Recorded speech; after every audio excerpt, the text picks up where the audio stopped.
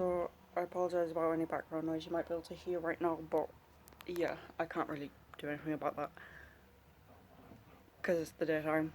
Um, anyway, I'm trying to do this essay and I really can't concentrate, so I'm just gonna try another tactic of talking through ideas surrounding substance and also trying to figure out the link between substance and, pardon me, I just downed a hot chocolate, substance and God. Okay, so Spinoza, from what I understand, equates substance and God as being the same thing. Now I need to be able to get around that link, I need to be able to understand the link, and I need to be able to understand whether the link is correct. Yeah, so I guess one thing I've just thought is that perhaps Spinoza's argument is partially predicated on the idea that nothing can come from nothing, and also that thing that affects must have something in common with their causes, if that makes sense. And also there's one substance, and a substance can't have something in common with a different substance, otherwise it's not a different substance, it's the same substance. Therefore, two separate substances have to be completely different. So one substance can't be the cause of another substance, because that would mean that one different thing is bringing in to being a completely different thing, and that is impossible, based on the idea that effects must have something in common with their causes, if that makes sense. So why does God have to be substance? Okay, so right, we're saying nothing can come from nothing. What does that mean? Well, it means that a substance must be infinite. Why? Because things exist. Okay, so one of the things Spinoza says is either nothing at all exists, or an infinitely perfect being exists. Infinitely perfect being substance, right? And we know that things exist because I exist, things in the world exist, and obviously perhaps we could say that we can't be certain about these things existing, but then that's getting into a different sort of philosophical debate. However, it's certainly a valid refutation, I think, of Spinoza's argument, because if we could somehow say that I don't exist, or if I don't exist, then none of the things around me exist. But then again, we can use Cartesian logic in order to be able to prove the fact that I exist, right? Because I can talk,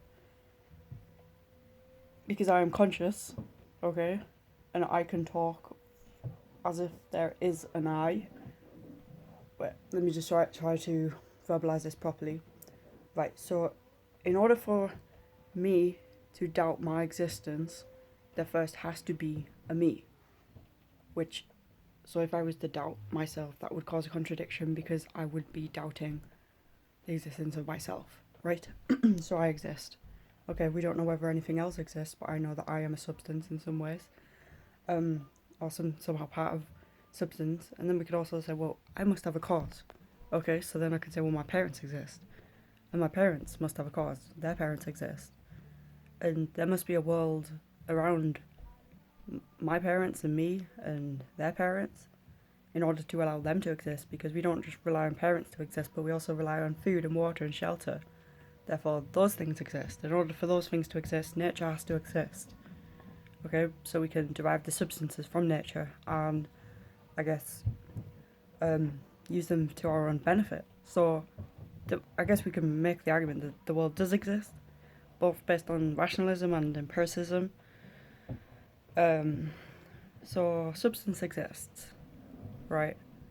And substance, right? So now the dichotomy is, why is it one single substance? Why does it have to be one single substance? And does Spinoza assume something that we can't assume? Does he assume that nothing can come from nothing? Is that the case? Or in modern physics, can things come from things? And also, could one thing, which is one substance which is completely different to this substance, cause a different substance, okay, with nothing in common with the cause? And that's an interesting thought as well, because I guess it's possible, but then substance and being are also synonymous in some ways for Spinoza, or at least that's what it seems. He seems to equate substance, being, and God as being the same thing. So, I've already clarified that there is being, okay? Because I exist, my parents exist, nature must exist, blah blah blah blah. Therefore, one infinite substance exists. And there are different modes of that substance. Right, but is that just a way of conceiving the world? Is that just a human interpretation of what the world actually is? Can we actually know what the world is in itself? Can we actually get to that sort of understanding through rationality? Because we're finite beings, so surely any sort of conclusion we drive about the natural world around us, or maybe the things that we can't experience or see, but perhaps we can't actually derive any definitive conclusions. Anything that is absolutely true in and of itself, in the noumenal world, in the noumenal sense of the word, of the world. Because we can't access that reality, we can only access it through ourselves. Therefore, Spinoza perhaps doesn't take into account the phenomenological element of our being. Like, he would probably say that we're part of substance. Are we a mode of substance? We're a mode of substance in the sense of being extended, but we're also a mode of substance in the sense of being thinking things, because we draw that distinction between thoughts and extension, I guess, and that's also Cartesian. What else? So we're thinking things and we're extended things, but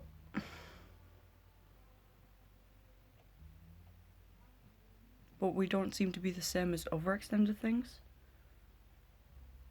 Say, for instance, a TV, or a dog, or an elephant. What makes all of those things different? Because they are different, clearly. They don't seem the same. Like, yes, they all have being, and that's the thing in common with them. And I guess that's interesting as well, actually, being.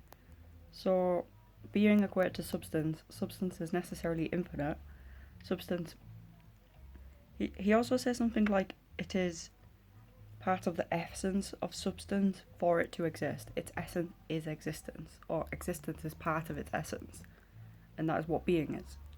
So any being, must necessarily exist, and that's true. Because you can't have being that is non-being, because non-being is non-existence, being is existence. It implies that it exists. Okay, so everything that exists must exist. Is that true? Does everything that must exist?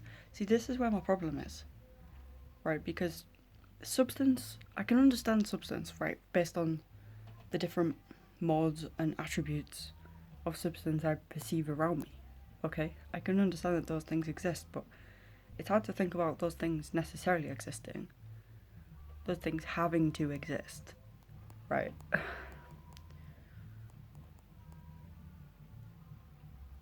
Matter must exist. Matter can't not exist. Matter must exist, and I guess that's because nothing can come from nothing. I think that must be what that's predicated on. Nothing can come from nothing. Matter exists. God exists. God is equivalent to nature.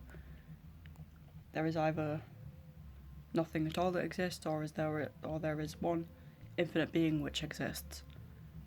And this Spinoza calls God, which is, I guess, a pantheistic interpretation of God. I'm also interested in what substance includes. Okay, so what exactly falls under the umbrella term of substance? Time?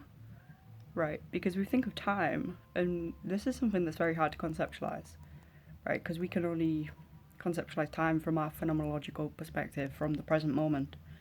Now, is it true that time is in fact already laid out, like sort of in a Boyfian sense? So time is already laid out, and we're just sort of like plodding our way through it. Well, that's possible. And if that's the case, see, I think it has to be that way. If we're to say that substance contains an infinite number, Substance contains within it infinite attributes. Okay? And I don't quite know what the attributes are, but I know that they're linked to mind and conception in some way. I'm not sure. I'm just struggling to concentrate with the writing part. I can talk about it. Easy. Writing, not so easy. Anyway, thank you for watching. That's all I've got to say.